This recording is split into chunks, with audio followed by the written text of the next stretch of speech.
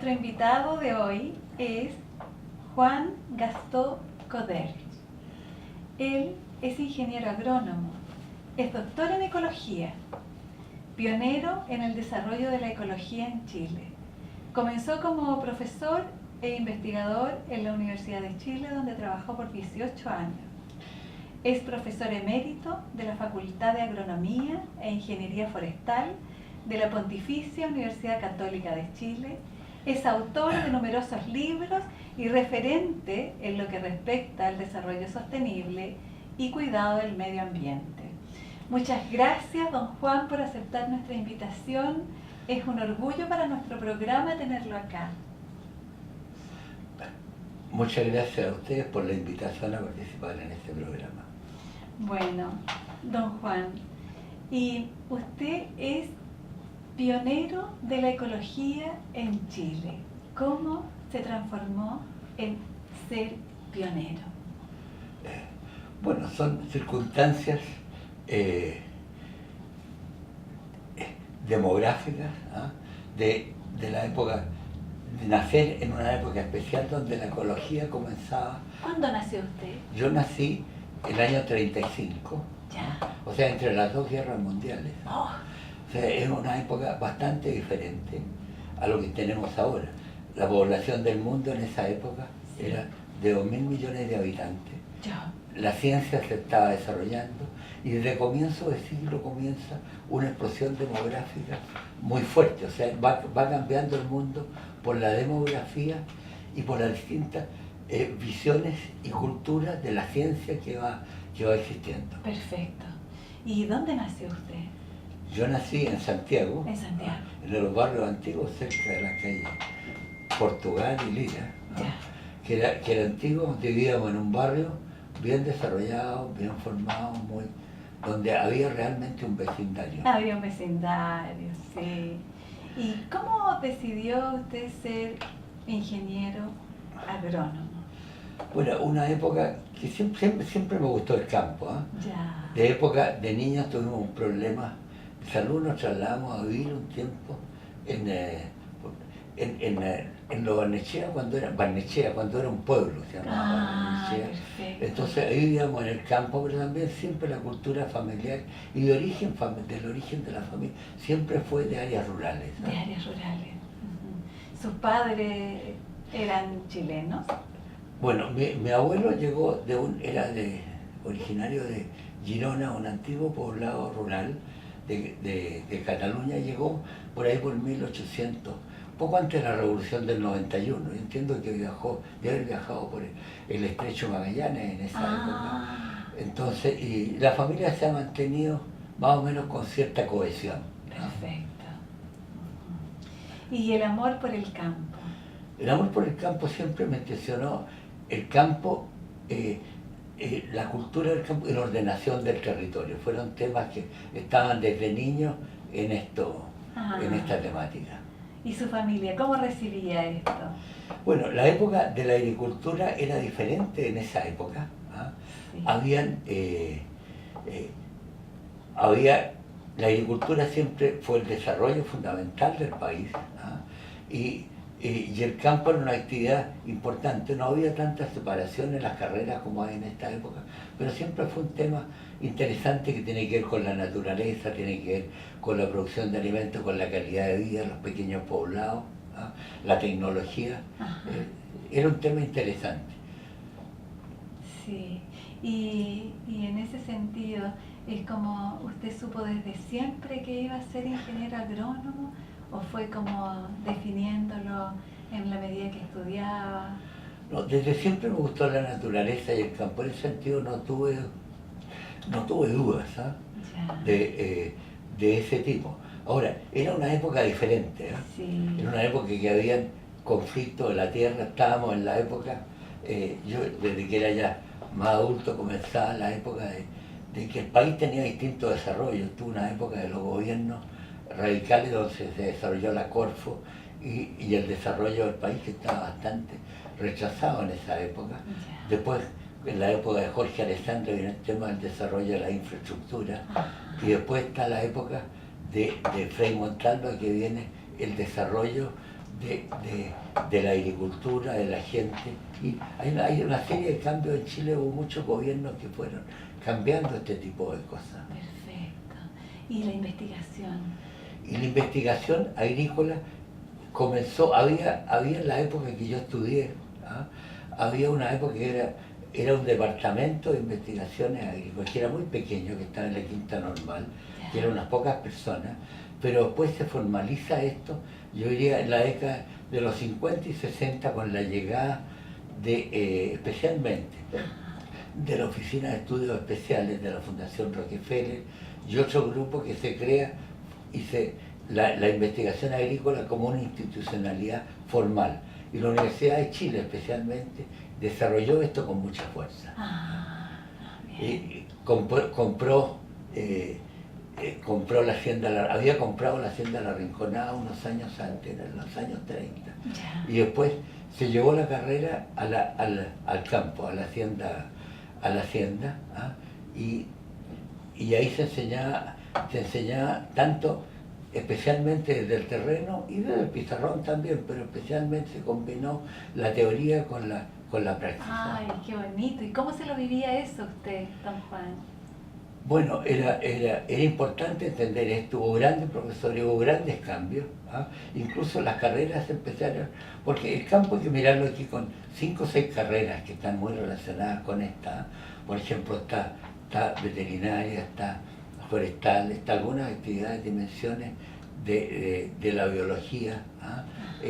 En nutrición y alimentación, y se fue desarrollando este mundo formalmente y empíricamente. ¿Eh? Perfecto, sí. Y eso, usted fue con ellos, fue avanzando con ellos, Claro, ¿no? me tocó vivir esa época cuando era estudiante. Sí. Yo, bueno, en el colegio había estado entre los años 53 y 58. Cuando terminé esto empecé a trabajar el 2 de enero del año 59, contratado por la Universidad de Chile en ese caso, en la estación experimental. Me tocó ir evolucionando todos los procesos. Qué impresionante. ¿Y cómo fue esa evolución? Bueno, esa evolución, a la edad cuando uno ya tiene esta edad, a mi edad que son como 83 años, la evolución ha sido bastante fuerte. Comenzamos en la época que la carrera se iniciaba, nos tocó sufrir grandes cambios. Se cambió, y las carreras de la agronomía en particular fue una de las pioneras en esto. Se cambió el régimen de la cátedra, se cambió a los departamentos, se cambió de la educación anual a la educación por semestre. Y se cambió un poco de las clases magistrales, dijéramos llamarle, que con discurso muchas veces, a la experimentación. Perfecto. Entonces el empirismo fue grandes cambios. Ay, don Juan, ¿y cómo se vivía usted esos cambios? Bien, esos cambios fueron fundamentales. En la pedagogía se notaba, las materias que se enseñaban tenían mucho que ver, era una educación bastante diferente. Estaban fuertes las cátedras de botánica, geología, geomorfología, algunas cosas de tecnología. Entonces, era un cambio que se centraba, era una etapa, podríamos definirla en forma de constructivismo. Era que construir un territorio para decir, o sea, ahí es como la construcción de la riqueza de los países se basaba en la construcción de todas estas carreras del agro, tenían que ver con la construcción de esto. Entonces se enseñaban materias de ese tipo. También se metían estadística, química, física, los ramos de la ciencia, pero las tecnologías estaban muy fuertes. Genial. ¿Y esto, cómo les surge esto de transformarse en profesor, maestro, referente, en enseñar? ¿Cómo surge para usted eso? Es en realidad un tema fortuito. Había un profesor ahí, el profesor Edmundo Pisano, que había estado estudiando durante la guerra, había sacado un magíster en ecología en esa época, en Nebraska, y él tenía esto, y se había creado recién la estación experimental agronómica, y me tocó la oportunidad que me ofrecieron trabajar con él y con la universidad.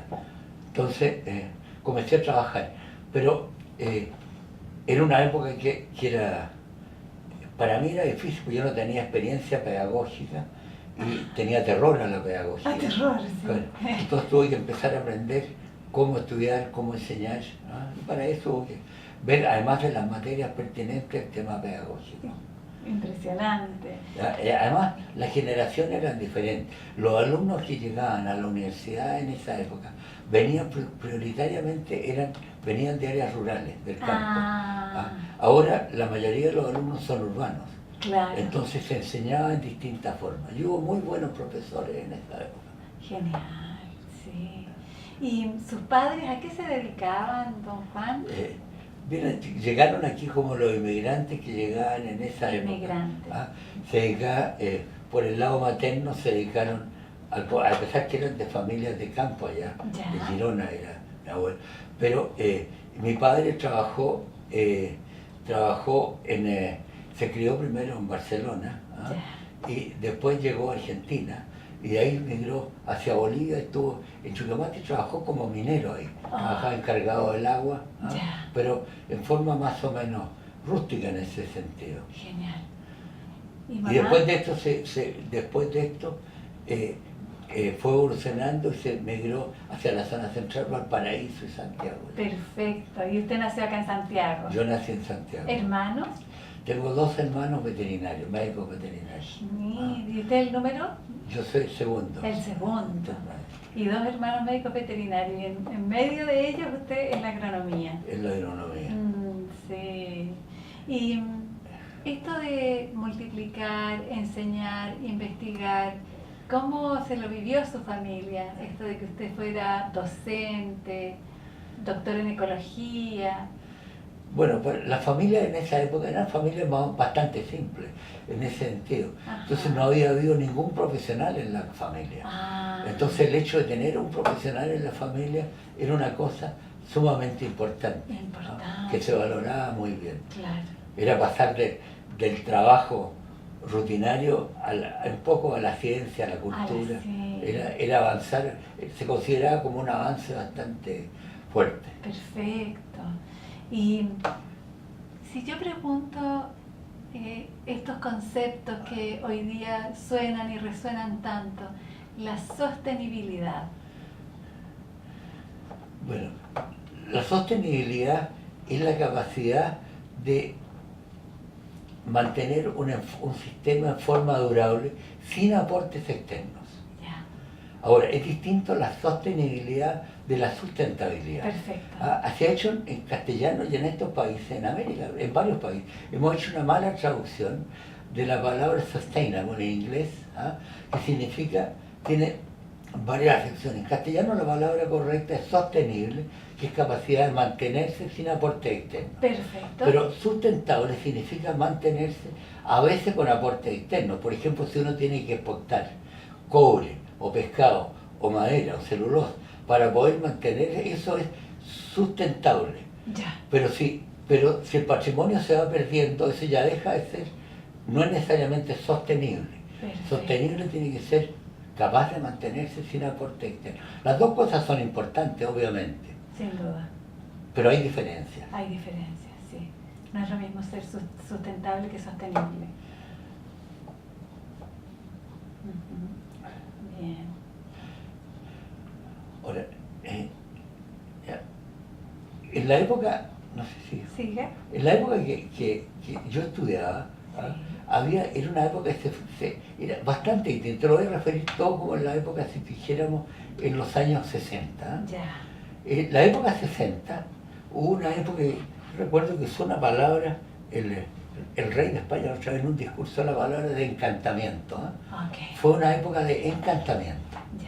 Fue una época que hubo grandes cosas y fue la educación que teníamos nosotros. Y la que enseñábamos tiene que ver con la época del encantamiento. ¿Qué es lo que había ahí? Hay varios procesos. Por ejemplo, se inventa la Revolución Verde. En la época se pensaba que iba a haber una hambruna muy grande. La población del mundo era más pequeña, era la mitad de ahora que se va aproximando poco a poco a los 7.500, 8.000 millones de habitantes. Entonces, era un encantamiento. Entonces estaba la Revolución Verde, vino a resolver el problema alimenticio, pero no el social, porque en la medida que aumenta la disponibilidad de alimento en todas las poblaciones, ¿ah? Aumenta el crecimiento demográfico en forma descontrolada a menudo, ¿ah? Que es lo que nos está ocurriendo ahora. Pero también en esta época de encantamientos tuvo la llegada del hombre a la luna, el año 69, 68, 69. Hubo también el tema de la primavera silenciosa, ¿ah? De Raquel Carson, que tocaba el tema de los pesticidas, insecticidas que se veía en esa época, solamente la cosa positiva. El tema también de lo pequeño hermoso, ¿ah? De los grandes trabajos que hubo, y se cambiamos de esto a la economía de escala. También estuvo el tema de la inseminación artificial en animales y en gente. Sí. Entonces la medicina empieza a desarrollar la longevidad, el crecimiento de la vida, la población humana, pero el tema social, por ejemplo, cuando se desarrolla esto de la agricultura, ¿ah? Cuando la Revolución Verde, hubo algunos sociólogos que dijeron que el tema no era la alimentación, era social, y en parte tenían razón. Entonces, pero además hubo una serie de procesos, pero también se tenía una fe ciega en la tecnología. Por ejemplo, unos años antes, tal vez varias décadas antes, pero por ejemplo estuvo el Titanic, que se consideraba que era la máxima en tecnología, y la Torre Eiffel. ¿Ah? Pero el Titanic se hundió, a pesar que se consideraba que era lo máximo en tecnología. O sea, nos desarrollamos en una época de gran desarrollo tecnológico. Incluso también se desarrolla fuertemente la economía, que vieron un poco después, ¿eh? Con los Chicago Boys y todo. Entonces, el desarrollo económico se piensa o sea, el país se fue transformando y deformando en parte. Pasó parte de lo tecnológico a lo económico y a lo demográfico, y todos los problemas fueron cambiando. Todos los problemas fueron cambiando. Y los seres humanos en ese contexto, don Juan, las personas. Las personas también. Cambiamos, por ejemplo, del barrio, sí. ¿Ah? Cambiamos a la ciudad. Por ejemplo, Santiago en esa época, yo calculo los años 30 y tanto, cuando tenía un poco más, 500 y tantos mil habitantes. Ahora se calcula, algunos dicen que tiene cerca de 7, 8 millones. Así que llegan más o menos, decían, no sé si es efectivo, 14 personas por hora. Y eso significa formar familias, viviendas, salud, educación. Entonces, en esa época teníamos, el crecimiento se consideraba que podía ser infinito, que no había limitantes al crecimiento. Que no teníamos limitaciones. Claro, y el barrio fue muriendo. Entonces, la idea de barrio, donde uno jugaba a la pelota, en la calle, ¿ah? Sí. La calle estaba no pavimentada, incluso donde yo vi que estaba cerca, ahí de 3 o 4 cuadras detrás de donde está la Universidad Católica, la Casa Central, no era pavimentado, ya tenían piedra, estaba empedrada. Entonces, estaba la idea de barrio, pero en los años, a comienzo de la década de 1900, nace lo que se llamó la ciudad jardín. ¿Ah? Entonces, Howard, creo que se llamaba el arquitecto, entonces la gente se empieza a querer mover hacia el barrio alto. Entonces empiezan las casas, muere la casa antigua que había, que era la casa de cultura española, que tenía 2 o 3 patios, sí. Que se transforma en los chalés, en bungalows, con ciudad jardín. Entonces se pierde mucho la cohesión social que había en esa época. Y nos empezamos a sentir más solos. Nos empezamos a sentir más solos. Con esto viene acompañado el automóvil. El automóvil, entonces la idea de barrio, la gente ya no vive en su barrio, se traslada a otros sectores. Por ejemplo, yo recuerdo una reunión que tuvimos en CEPAL en esos años, los años 70, que necesitábamos un especialista en automóvil. Y había mucha gente que era capaz de construir automóviles en el mundo, pero necesitábamos traer a alguien que fuera capaz de entender qué es lo que es un automóvil en el sentido social, ecológico, que es muy diferente, porque el automóvil tiene sentido social. El barrio, la gente ya se mueve de un barrio a otro, ¿ah? Las distancias, ¿ah? El espacio se achica, porque uno se puede mover fácil. El automóvil, el avión y todas estas cosas. Entonces, el tiempo y el espacio cambia completamente. Entonces, y la idea del campo también. Entonces las ciudades empiezan a gigantizarse, ¿ah? Y el campo se empieza a jibarizar, en importancia, en economía, en todo eso. Sí. Don Juan, ¿y cómo ha impactado en en usted mismo estos movimientos y estos crecimientos y agigantamientos del espacio y la giberización del campo? ¿Cómo las personas, en términos, a usted cómo le impactó? Porque usted ha transitado por todo eso.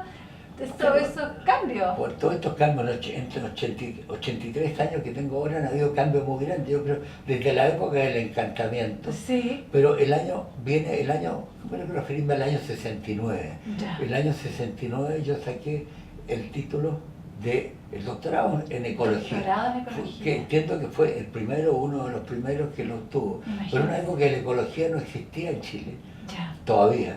Pero había cierto interés por las publicaciones, pero afuera se estaba desarrollando muy fuerte y habían varias ecologías, había muchas ecologías. Entonces se formó en un comienzo una ecología que ciertos grupos sociales de avanzada la tomaron. Entonces la ecología a menudo era bien vista por algunos grupos intelectuales y vista con restricciones por otros grupos. Okay. Porque se veía como un tema que no era de la ciencia, a veces como un poco menos que tema de una dimensión política se le llama, y que no la ha tenido nunca. Okay. Entonces, ese cambio fue muy importante porque yo creo que la diferencia más fuerte que hay es el tema de la tecnología versus la ecología en la naturaleza. Entonces, lo que estaba fuerte, y Chile ha tenido muy fuerte el tema, y yo diría en los años 70, la segunda parte de los años 70, o en la media, se cambió el tema, se introduce el tema económico muy fuerte. Nace lo que le llamamos vulgarmente el tema de los Chicago Boys. Se introduce la economía y se introduce la tecnología muy fuerte.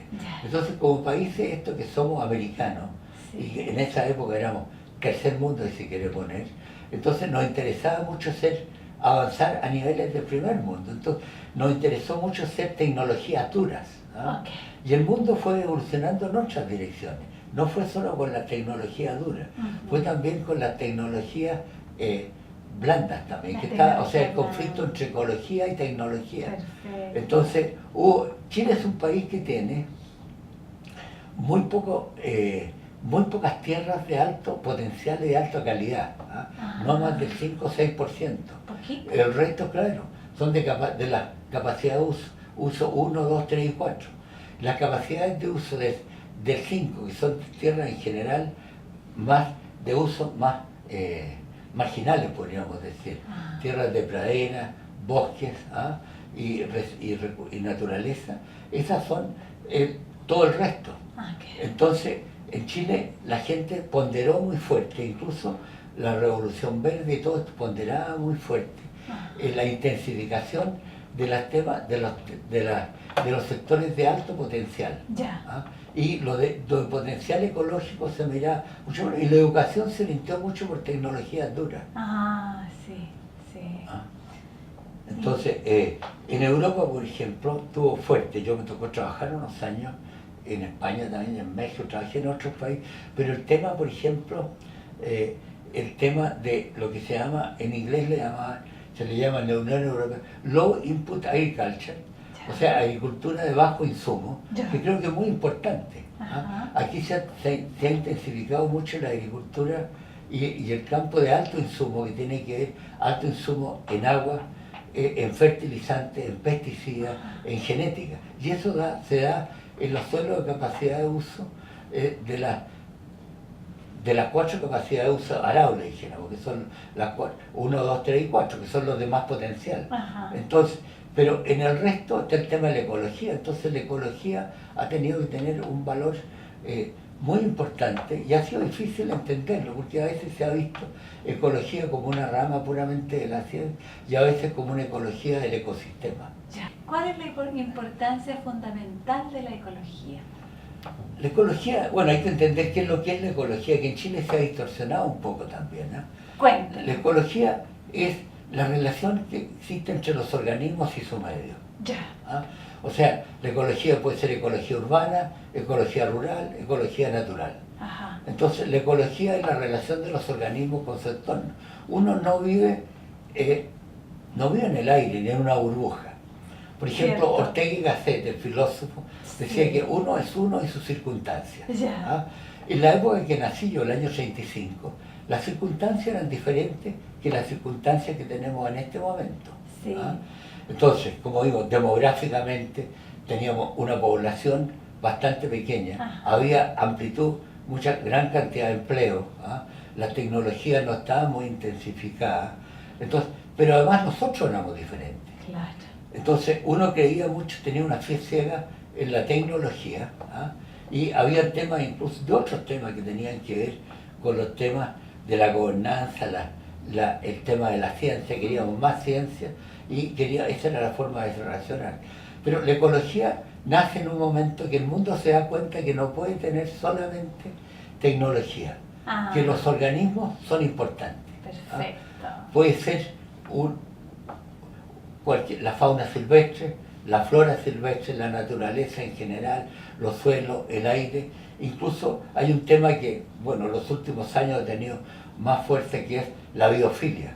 El amor a la naturaleza y las necesidades que se tiene de naturaleza. Ah, Entonces empiezo a tener eso que en esa época no existía. En esa época había todo que transformarlo, lo natural en artificial. perfecto. Y ahí el amor ya no estaba. Claro, ahí está la biofilia, el amor a la naturaleza, Sí. no estaba tanto. ¿Ah? Y entonces había que transformar todo en artificial. Incluso yo recuerdo que en esa época teníamos una cátedra, ¿ah? O una asignatura, que era cómo abrir tierras, Ya. que se dedicaba a la apertura de tierras con maquinaria pesada, tipo bulldozer y todo. Pero el progreso era quién abría mayor cantidad de tierra para incorporarla a los cultivos, a las ciudades y todo esto. El mundo actual es diferente.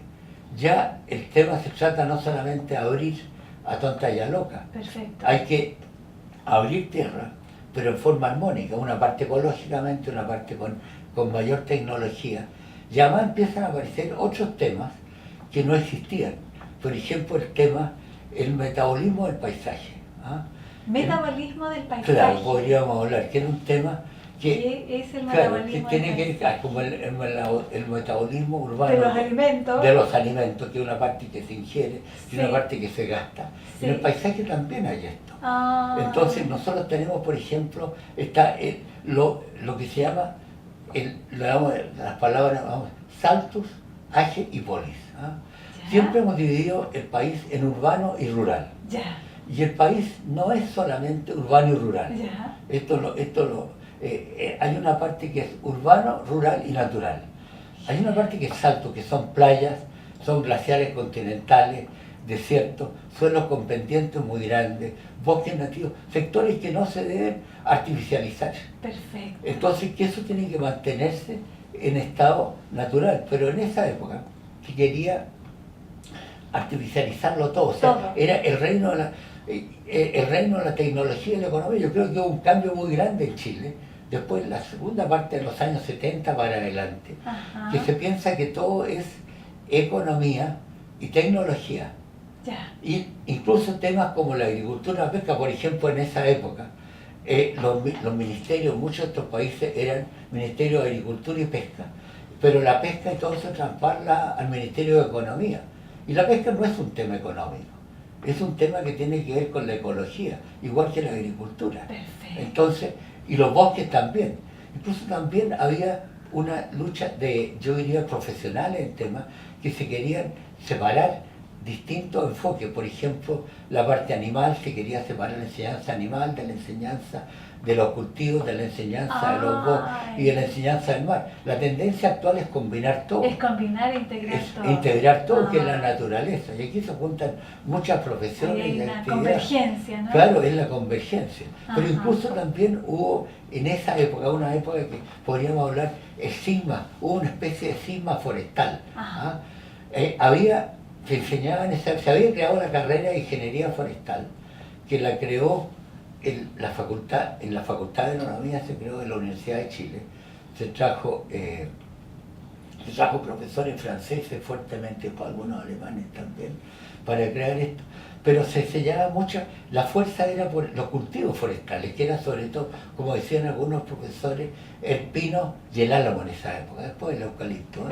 Pero hubo profesores de la universidad que se divorciaron un poco de esto Ajá. Y se fueron incluso a la Universidad Austral, donde se ponderaba el bosque nativo. Ah. Entonces hubo una lucha entre el bosque nativo y el bosque y el cultivo forestal. Y el cultivo forestal. Y eso sigue, incluso diría con la ganadería, existe lo mismo. Entonces hay como una tendencia como a colocar el poder como luchas de poder entre medio, ¿no? Claro, que tiene que ver con la naturaleza y la que... tecnología. Perfecto. Y esto tiene que ver además con el tema, yo diría, de la evolución de la especie humana y del hombre, que está aquí el antropocentrismo, ¿ah? Que esto viene de muy antiguo, ¿eh? Que es que cuando se plantea, en la época anterior a Galileo, y en Galileo ya comienza esto 1400 y tanto, con el Renacimiento, se planteaba que el hombre es el centro del universo. Pero incluso con Galileo y con Newton empieza a cambiarse que el centro del universo era, bueno, ya no era ni la Tierra ni el hombre, era el Sol, y era la naturaleza, y cambiamos del antropocéntrico al ecocéntrico, en el cual empiezan las otras especies, que puede ser un halcón, ¿ah? un zorzal, ¿ah? Sí. La fauna silvestre, un venado, un pudú, también son importantes, no es puramente la tecnología de pasar de lo natural a lo artificial. Perfecto. Entonces en este momento se busca una armonía entre el bosque nativo con el bosque cultivado, también se busca entre las praderas y pasturas, que serían los campos, los pastizales naturales versus los cultivados. Ajá. Bueno, don Juan, a propósito de la armonía, en este momento nos vamos a ir a una pausa, ¿sí? Bueno, don Juan, estamos de vuelta en nuestro programa y a propósito de este delicado equilibrio que usted nos ha estado mostrando en estas relaciones, estas convergencias, yo querría preguntarle sobre los ciclos de vida, pero específicamente sobre su vida hoy día, que tiene 83 años y puede mirar toda su vida. ¿Cómo ha sido para usted vivir esta vida suya? Bien, creo que he tenido buena vida, buena calidad de vida, Ya. pero a los 83 años uno se pregunta, ¿qué me ha pasado? ¿Qué ha pasado con estos 83 años? ¿Qué he hecho? ¿Cómo he existido? Eso.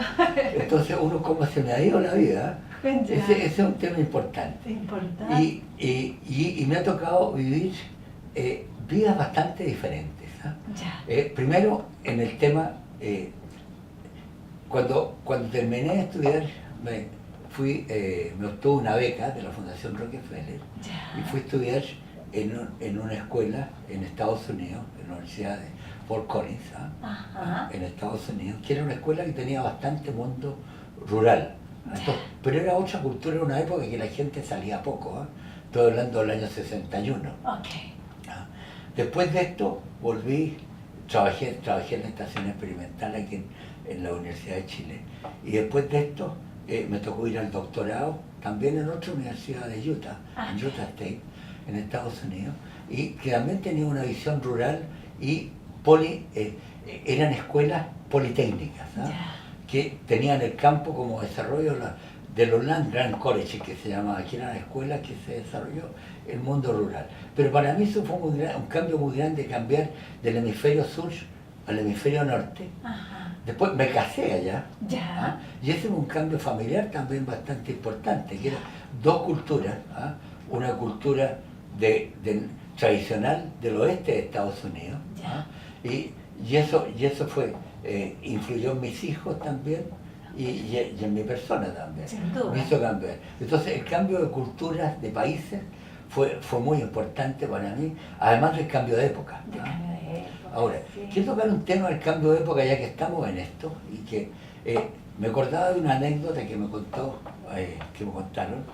y me tocó oír, de uno de los grandes, de uno de los intelectuales franceses, Edgar Morin, que en una entrevista, en una conferencia que daba, le preguntaron unas personas jóvenes, de 20 años por ahí, le dijeron, es que nosotros los jóvenes pensamos diferentes que ustedes los viejos. Él tenía 90 y tantos años. Y él le dijo, no, se equivoca, yo sigo teniendo 20 años, pero además de 20 años, ahora tengo 30, 50 y 90. Porque esto es lo que nos pasa Claro. el cambio generacional. Claro. La gente joven piensa que ellos son jóvenes y que nosotros somos viejos. No. Nosotros tenemos como en un árbol que va creciendo, que tiene, Los anillos. tiene los anillos de crecimiento. Tenemos todos los anillos de crecimiento. Todos los anillos. Yo sigo teniendo 7 años, y 20 años, Perfecto. y 50 años, y 83 años, y seguramente también mucho más. Pero el tema, que esto hay que entenderlo, que la generación de los milenios y todo, no lo entienden. ¿Qué? ¿Ah? Okay. Entonces creen que somos diferentes y que no entendemos lo que es ser joven y lo que es tener otra edad. Ajá. Entonces esa etapa nos ha tocado cambiar, y yo diría que aquí hay un cambio muy grande, que la gente como nace con otras dimensiones tecnológicas, Claro. informáticas, Claro. piensa que estamos pasados de moda o añejos, en cierta medida estamos. Ajá. Pero creo que ese es un cambio trascendental que ha ido ocurriendo. Sin duda. Y don Juan, y en ese sentido, es como, a propósito de los ciclos y de tener todas las edades, ¿la muerte cómo está significada por usted? Bueno, Esto que se ha ido, que ha pasado de anillo en anillo. ¿cómo bueno, está yo creo que significada? primero veamos las edades. Veamos las Hay edades. distintas edades, porque a uno le pregunta qué edad tiene. Tengo 83, pero lo que pasa es que hay distintas edades. Hay una edad cronológica que es 83, Sí. pero hay una edad biológica Sí. que puede tener la salud de una persona a lo mejor de 30 años Ajá. o de 100. Pues hay una edad sexual, ¿ah? Sí. Hay una edad, bueno, fisiológica, y hay una edad en la cual yo creo espiritual, llamémosle. Cierto. Entonces hay muchas edades. Ajá. La gente tiende a simplificar que la edad es una sola, Ajá. y son varias. Entonces, la muerte es un tema que no es menor, ¿ah? Sí. Que tiene que ver con la idea de las religiones, las religiones monoteístas, la idea del alma, la idea del cielo, del infierno, lo agnóstico y lo material y lo espiritual. O sea, la muerte tiene distintas dimensiones. Si uno analiza la muerte, por ejemplo, en Egipto, en las civilizaciones egipcias era el tema que había que meter una tumba y enterrarse incluso con los familiares, la Sí. esposa, los hijos, y todo, que la muerte es una cosa, y la muerte cuesta mucho entender cuando uno tiene cierta edad la vida y la muerte. O sea que no hay que aferrarse a la vida de manera permanente. O sea, uno tiene que entender que cuando la muerte comienza el día que uno nace. Sí. Uno se empieza a aproximar a la muerte. O sea, hay que aproximarse, pero además hay que tener la muerte y la vida. Hay que vivir, hay que desarrollar la vida. Y la vida hay que desarrollarla plena. Tiene que ser con el entorno, con la amistad, con lo social, ¿ah? Con la calidad de vida. Sí, Que ¿cómo? el problema no es, lo que decía mi padre, el problema no es vivir, porque vivir viven hasta los tontos. El problema es saber vivir, Ajá. y eso es vivir bien. Perfecto. ¿Y cómo ha sido su vida? Mi vida ha sido bastante buena, siempre con inquietud. El hecho de desarrollarse en la actividad académica significa que uno se desarrolla con inquietud y con crítica, ¿ah? Con crítica y tolerancia a la diversidad de pensamientos, alumnos que cada uno piensa diferente, que hay que tratar de formar gente, que hemos tenido alumnos de calidad, y generalmente uno aprende mucho más de los alumnos que lo que uno les enseña a ellos. Entonces, pero un mundo que uno ha ido tratando de recoger la sabiduría de lo que va pasando en el mundo. Ahora uno ve que hay cambios que son positivos, que van para mejor, y cambios que van para peor. Ajá. Entonces, pero creo que ha sido buena.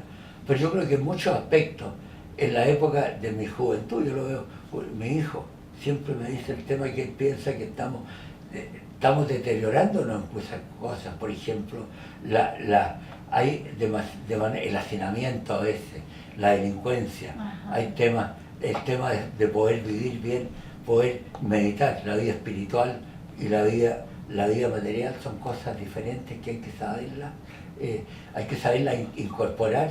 Sí.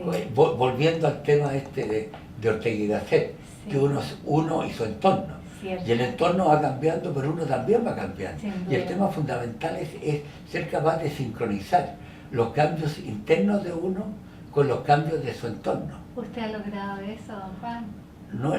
No sé en cuánto lo he tratado, ¿ah? Ajá. Y veo el mundo futuro. Yo creo que han habido épocas mejores en ciertas cosas y peores en otras. Ajá. O sea, pero no podemos decir que todo es mejor ni todo es peor. Ajá. Hay muchos cambios positivos, pero también hay cambios que son difíciles de incorporarlos en el mundo en el mundo actual y en el mundo del futuro. Yo veo para las generaciones futuras les vienen temas bastante difíciles, por ejemplo, el tema del empleo, el tema del medio ambiente, ¿ah? El tema de la calidad de vida en general.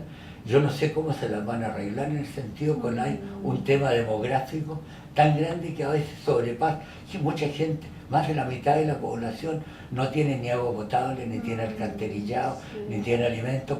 Parece hambre distinto mirar el mundo desde aquí que mirarlo desde un país, a lo mejor de los más pobres que podríamos encontrar en otro continente, incluso en este continente. Aquí tenemos una situación de otra calidad. Sí. Entonces hay que tratar de entender el mundo, y esto la universidad tiene mucho valor en esto. Ahora el problema de la universidad es que a menudo nos obligan mucho más a publicar papers que a publicar, a entender qué es lo que está ocurriendo con el mundo. Perfecto. Y esos papers a menudo se leen poco. Se leen poco, sí. Don Juan, ¿qué significa para usted la mirada? La mirada. Sí. Yo creo que hay un tema en la sociedad actual que también es muy importante, que es que vivimos juntos, pero somos todos diferentes. ¿Ah? Sí. Conversaba ahora con algunos miembros del equipo, de tu equipo, ¿sabes? Sobre el tema del coaching, ¿no? Que tenemos, por ejemplo, hay gente que quiere vivir, ¿ah? Dentro del tema, de este tema, hay gente que quiere vivir como ermitaño, quiere vivir solo. A mí me tocó vivir en Europa, mucha gente que quiere vivir como ermitaño, y en Chile también. Hay gente que se quiere ir a la región austral, a la montaña, y es importante.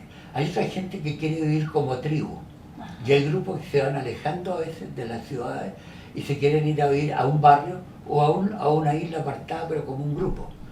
También tiene tribus dominadas, pero tenemos también la burocracia que ordena a los países como un todo, la ciudad y todo tiene que funcionar con la constitución y todo, pero también está el tema de la libre competencia, el libre mercado, que queremos hacerlo todo competitivo y somos todos distintos.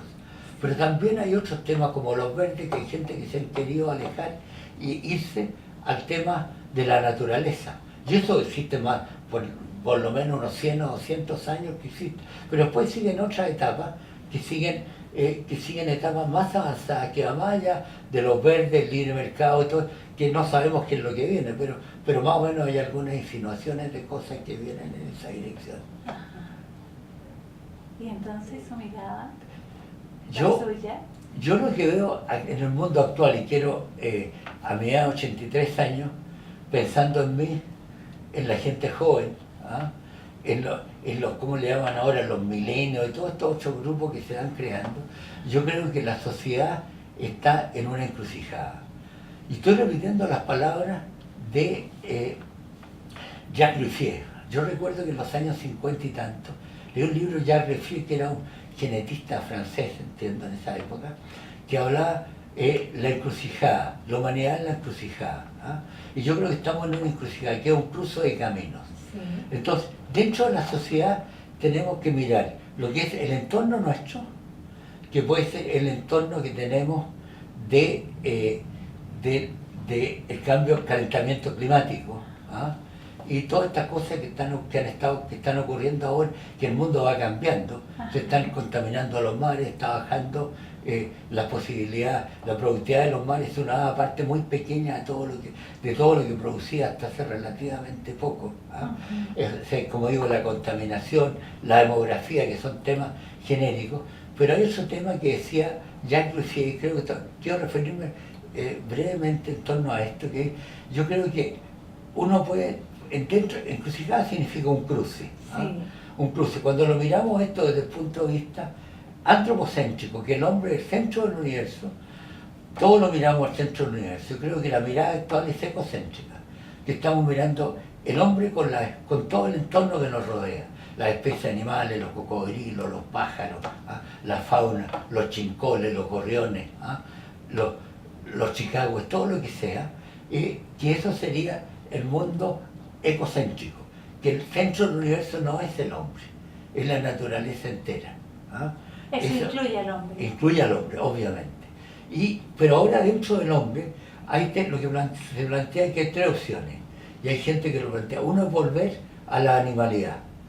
Es volvernos tipo Tarzán y querer volver a ser, volver en un mundo primitivo, casi salvaje. Ese es un mundo. Otra gente tiene, y esto yo lo veo a vida todos los días, hay gente que quiere transformarse en un superhombre, tipo el hombre biónico, la mujer biónica, con una tecnología, con robots y cosas de ese tipo, que es una cosa exagerada en la tecnología. Y hay una tercera visión, que yo creo que es la que tiene que venir y que puede venir, es transformar en una sobrehumanidad afable y fraternal. Yo creo que en el mundo actual,